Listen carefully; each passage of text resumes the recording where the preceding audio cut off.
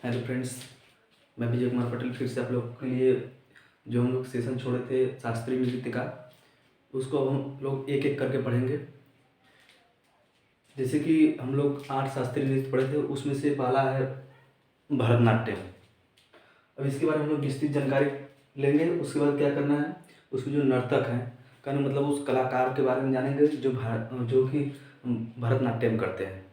तो चलिए हम इस सेशन को शुरू करते हैं। शुरू करने से पहले आप लोग एक बार इस सेशन को लाइक कर दीजिएगा और इसके बारे में संपूर्ण जानकारी लेंगे और इसको यहीं किसी क्लास में याद करके जाएंगे। तो ठीक है, चलते हैं हम लोग सेशन की तरफ। हम लोग का शास्त्रीय नृत्य है भरतनाट्यम। जैसा कि हम बताए थे, भरतनाट्यम कहाँ होता है? तमिलनाडु का। भरतनाट्यम जो नृत्य है कहाँ होता है? तमिलनाडु में होता है। इसको याद करने के लिए हम बताए भी थे ट्रिक कि जो भरत है कहाँ जाएगा मिलने के लिए? तमिलनाडु में। भरत जो भगवान श्री राम के भाई हैं, मिलने के लिए कहाँ जाएंगे? तमिलनाडु में। कहने मतलब भरतनाट्यम कहाँ का नृत्य हो जाएगा? तमिलनाडु का। तो आइए इसके बारे में हम लोग जानते हैं।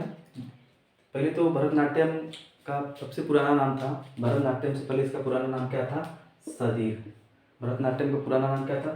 सदीर। तो इसको याद कर लेंगे आसानी से कि जो भरतनाट्यम था इसका पुराना नाम क्या था? सदीर था। जो भरतनाट्यम है यह टेम्पलों के लिए प्रसिद्ध है। किसके लिए प्रसिद्ध है? टेम्पलों के लिए। जो भरतनाट्यम है यह मंदिरों के लिए प्रसिद्ध है। भरतनाट्यम किसके लिए प्रसिद्ध है? मंदिरों के लिए प्रसिद्ध है। यदि पूछा जाए कि वह कौन सा नृत्य है जो मंदिरों के लिए समर्पित है, वह कौन सा नृत्य है जो मंदिरों के लिए समर्पित है, तो हमारा आंसर क्या आ जाएगा? भरतनाट्यम।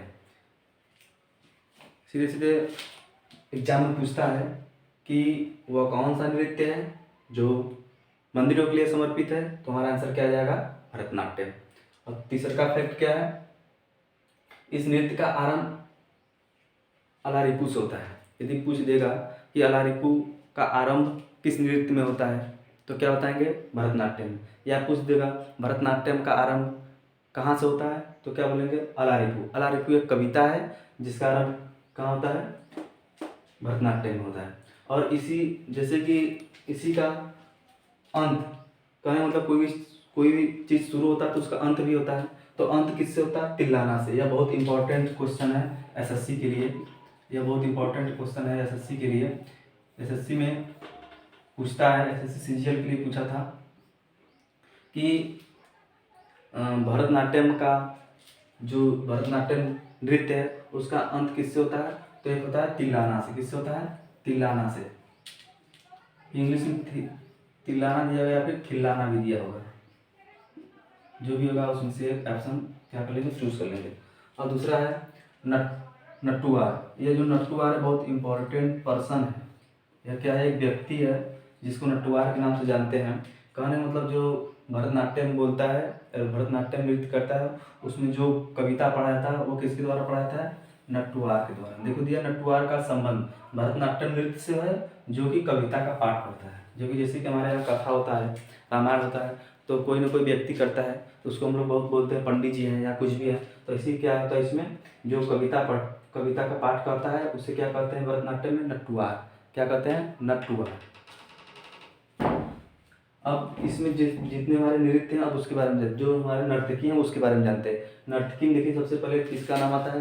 रुक्मणी देवी अरंडल का। रुक्मणी देवी अरंडल का। तो रुक्मणी देवी के बारे में हम लोग जानते हैं। देखिए रुक्मणी देवी के बारे में हम लोग जानते हैं। उसमें उनको क्या हुआ था? 2017 में गोल्ड ड्यूड पे प्रयोग किया गया था। कहने मतलब जिससे कि हम लोग गूगल चालू करते हैं तो गूगल के आइकॉन पर एक फिगर दिखाई देता है तरह तरह का। तो उनका भी, जो रुक्मणी देवी था, उनका भी क्या हुआ था? 2017 में उस चित्र में दिखाया गया था उनके बारे में, महिला दिवस के दिन। दूसरा उनके बारे में क्या है? राज्यसभा में मनोनीत होने वाली प्रथम नर्तकी महिला है। जो रुक्मणी देवी जी हैं, इनको राज्यसभा में 12 सदस्य मनोनीत होते हैं, जो कि राष्ट्रपति करता है। तो उन्हीं में रुक्मणी देवी भी थी। कब हुआ पहली बार उनको? कब मनोनीत किया गया था? सन 1952 में। और दूसरी बार 1956 में। तो कह सकते हैं कि राज्यसभा में मनोनीत होने वाली प्रथम नर्तकी महिला थी। कौन? रुक्मणी देवी। यदि एग्जाम में आ जाएगा कि वह कौन सी महिला है, वह कौन सा नर्तकी है जिसे राज्यसभा में पहली बार मनोनीत किया गया, तो आप लोग आंसर क्या आएगा? रुक्मणी देवी। और दूसरी कौन है? यामिनी कृष्ण मूर्ति। यामिनी कृष्णमूर्ति की भी नाम बहुत चर्चित है। और एक कुचिपुड़ी की, देखिए ये जो है कि भरतनाट्यम की भी नर्तकी हैं और कुचिपुड़ी की भी नर्तकी है। तो कह दिया जाए या पूछ लिया जाए कि कुचिपुड़ी और भरतनाट्यम में भाग लेने वाली कौन सी नर्तकी है, तो आप लोग क्या बताएंगे? यामिनी कृष्णमूर्ति। या फिर यामिनी कृष्णमूर्ति वह कौन सी नर्तकी है जिन्होंने कुचिपुड़ी और भरतनाट्यम में दोनों में अपना वर्चस्व बनाए रखा, तो क्या बोलेंगे? यामिनी कृष्णमूर्ति। तीसरा क्या है? सोनल मानसिंह। तीसरा क्या है? सोनल मानसिंह। तो सबसे कम उम्र में पद्म भूषण पाने वाली महिला है जो सोनल मानसिंह है। सबसे कम उम्र में क्या है? पद्म भूषण पाने वाली महिला है। वो कब मिला था? 1992 में। कब मिला था? 1992 में। इनके बारे में दूसरा फैक्ट है, 2003 में पद्म विभूषण भी मिला था। जो भारत की चार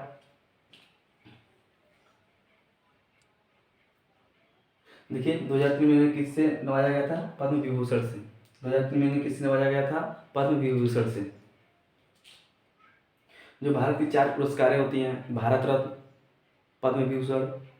पद्म भूषण और पद्मश्री, तो इन्होंने 2 पुरस्कार पा लिया है। देखिए पहला क्या था? पद्म विभूषण 1992 में, और दूसरा क्या था? 2003 में पद्म विभूषण, जो कि भारत रत्न से नीचे होता है। भारत में 4 होता है, भारत रत्न,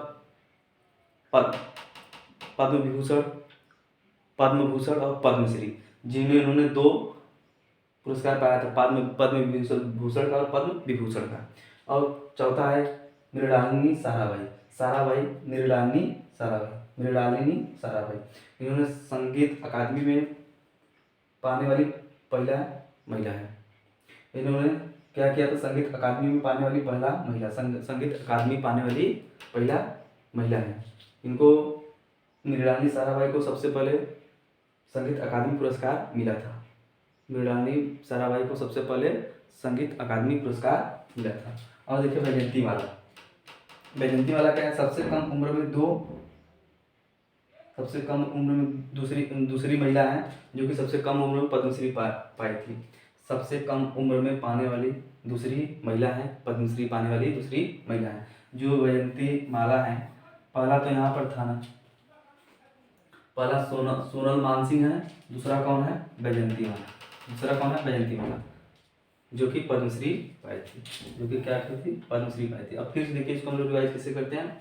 भरतनाट्यम जो कि तमिलनाडु में है। भारत कहाँ मिलने जाएगा? तमिलनाडु में जाएगा। इसका पुराना नाम सधीर है। यह मंदिरों को समर्पित है।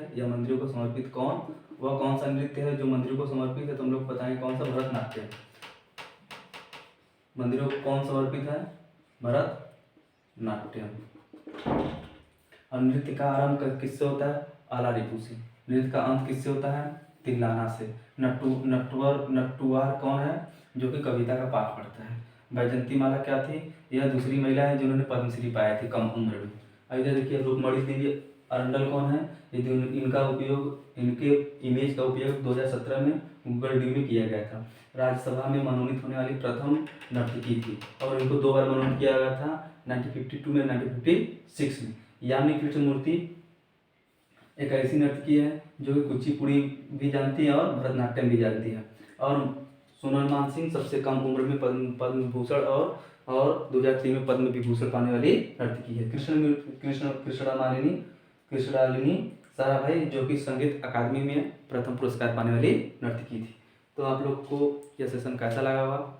उम्मीद करते हैं कि बहुत अच्छा लगा होगा। इसी के साथ हम इस सेशन को समाप्त करते हैं। जय हिंद, जय भारत।